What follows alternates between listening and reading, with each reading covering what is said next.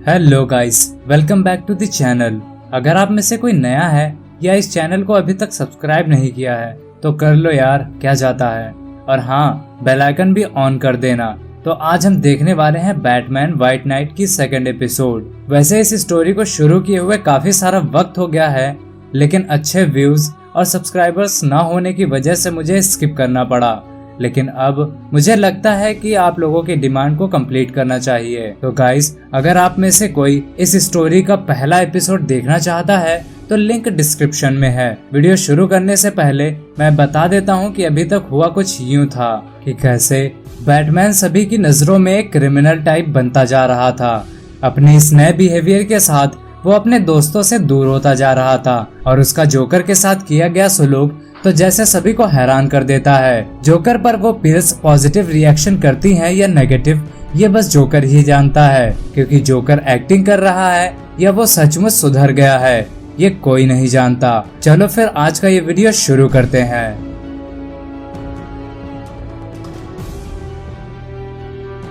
When manner में Dick चिल्लाते हुए बोलता है, तुम्हारी प्रॉब्लम क्या है ब्रूस? तुम दिन पर दिन आउट ऑफ कंट्रोल होते जा रहे हो। लेकिन ब्रूस उसे इग्नोर करता है। वो वहाँ उन पिल्स को स्टडी करने लगता है। वो बताता है कि ये पिल्स अभी भी हमारे लिए एक मिस्ट्री की तरह ही हैं। अभी भी ये नहीं पता चल पाया है कि आखिर इन्हें बनाया किस लिए गया था। डिक बारबरा से कहता है वो फिर से हमें इग्नोर कर रहा है। बारबरा ब्रूस से कहती है, हम बस तुम्हारी मदद करना चाहते हैं, हमें बताओ कि बात क्या है।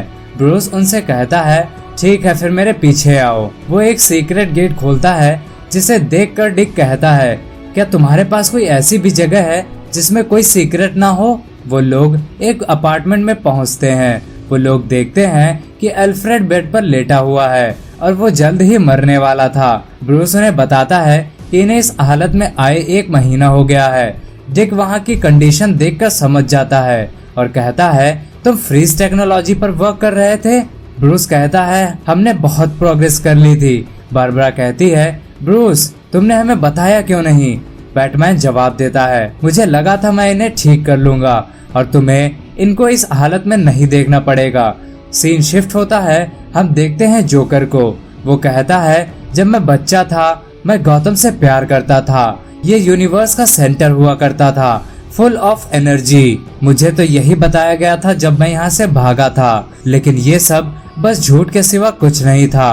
गौतम एक बोरिंग सिटी थी, लेकिन फिर मैंने इसमें मिर्च मसाला डालकर इस सिटी को मजेदार बनाया। लेकिन मैं और करता भी तो क्या, मैं कॉमेडी में भी एकदम बेकार था। मेरे जोक से तो कोई भी नहीं हंसने वाला था। फिर मैंने शुरू किया क्राइम करना और फिर बैटमैन तुम मेरे सामने आए, मुझे तुम पसंद आए। मैं यही सोचा करता था कि तुम्हारे साथ काम कैसे किया जाए, तुम्हारे साथ कैसे रहा जाए। लेकिन फिर मुझे मौका मिल ही गया तुम्हें पास से जानने के लिए, इतना पास जितना और कोई नहीं जा सकता था। लेकिन तुम मुझसे हेट करते हो और यही बात मुझे पसंद आने लगी, क्योंकि लव और हेट है तो एक से ही है ना। लेकिन अब ये ओवर हो चुका है। पता नहीं तुमने मुझे चेंज कर दिया है या मैंने खुद को ही चेंज कर लिया है। पता नहीं मैं तुम्हें जान पाया था या नहीं। सीन शिफ्ट होता है और हम सुनते हैं कि कोई कह रहा है, नेपियर ने इस सिटी को सालों से परेशान किया है। जो कुछ भी उसने किया है वो सब कम है जो कोई इंसान उसे डिफेंड कर रहा है। साथ ही हम देखते हैं कि मेयर कमिश्नर पर चिल्ला रहे हैं, क्योंकि बैटमैन पर आंखें बंद करके भरोसा करना उन्हें नहीं पसंद। तभी वहाँ पर डॉक्टर आती है। वो बताती है कि नेपियर रिकवरी कर रहा है, उसे काफी सारे स्टिचेस लगाने पड़े, उसकी प्लास्टिक सर्जरी करनी पड़ी और जल्द ही वो पूरी तरह से रिकवर हो जाएगा। मेयर कहता है, तब ठीक है, अब शायद वो हम पर केस नहीं करे। लेकिन डॉक्टर बताती है कि वो फिजिकली तो ठीक हो जाएगा, लेकिन मैं उसकी मेंटल कंडीशन के बारे में परेशान हूँ। जिस पे मेयर कहता है, तुम क्या बात कर रही हो, वो एक जोकर है, वो तो पूरा ही पागल है। डॉक्टर बताती है, नहीं अब नहीं, क्योंकि ना तो वो पहले की तरह हंस रहा है और ना ही जोकर वाला मेकअप और ना ही जोकर वाली स्माइल, कुछ भी नहीं। ऐसा लगता है जैसे उन पिल्स में ऐसा कुछ था जिसने उसे ठीक कर दिया हो। मेयर कहता है, नहीं ऐसा नहीं हो सकता है, वो ये सब बस दिखावा कर रहा है। डॉक्टर बताती है, नहीं, कोई भी कैट स्कैनिंग को धोखा नहीं दे सकता है और न ही IQ टेस्ट को।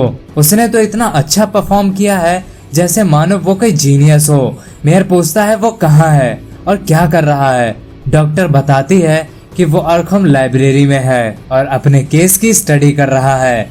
ना ही वो सो रहा है और ना ही खा रहा है। मुझे लगता है वो GCPD के अगेंस्ट केस फाइल करने वाला है, तो आप लोगों को इसकी चिंता करनी चाहिए। सीन शिफ्ट होता है। हम देखते हैं कि जैक नेपियर को एक कन्वर्सेशन के लिए बुलाया गया है। कमिश्नर कहता है, हेलो जोकर, तुम्हें कैसा महसूस हो रहा है? जिस पर जोकर जवाब देता है, जोकर नहीं, मेरा नाम जैक नेपियर है। जिम कहते हैं, तुम लकी हो, मैं ज्यादा वक्त इस केस में नहीं लगाऊंगा, मैं इसे जल्द ही खत्म करूंगा।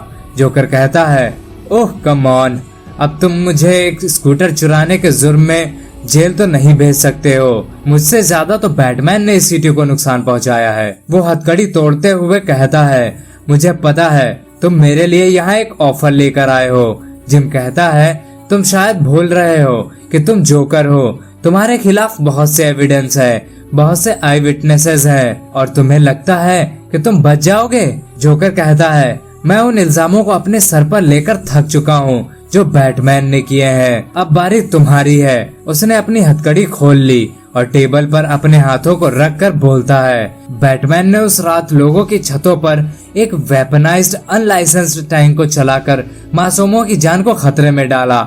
उसने कंस्ट्रक्शन साइट पर भी लोगों की जान को खतरे में डाला। उसने एक गार्ड को नॉकआउट किया और उसने मुझे मारते वक्त हजारों डॉलर्स की इक्विपमेंट्स ऐसी की तैसी कर दी और उसे अरेस्ट करने के बजाय तुम और तुम्हारे दर्जनों ऑफिसर्स बस वो सब देखते रहे, जब तक बैटमैन मेरे मुंह में वो अनजानी से पिल्स ठूंसता रहा और तब तक ठूंसता रहा जब तक मुझे सांस आना बंद नहीं हो गई। खैर, तुम्हारे पास एक ही रास्ता है कि तुम बैटमैन को अरेस्ट करो, नहीं तो मेरे पास GCPD पर केस करने के अलावा कोई दूसरा चारा नहीं है रह गया। गॉर्डन कहते हैं, बैटमैन GCPD का हिस्सा नहीं है। जोकर कहता है, ओह ऐसा है क्या? तुम्हें झूठ बोलने की जरूरत नहीं है, सबूत सबके सामने ही है, बस देर है तो उन्हें सबके सामने लाने की। तो क्यों ना ये काम मैं ही कर देता हूँ। जोकर वहाँ से जाते हुए कहता है, मुझे गौतम से प्यार है, मैंने गौतम के लिए बहुत कुछ सहा है, तो अब तुम सबकी बारी है। गौतम को बैटमैन से बेहतर इंसान चाहिए, उसे जोकर से अच्छा चाहिए, उसे डार्क नाइट से बेहतर चाहिए, तो अब मैं बनूंगा व्हाइट नाइट। तो गाइस, आज का हमारा एपिसोड यहीं पर खत्म होता है।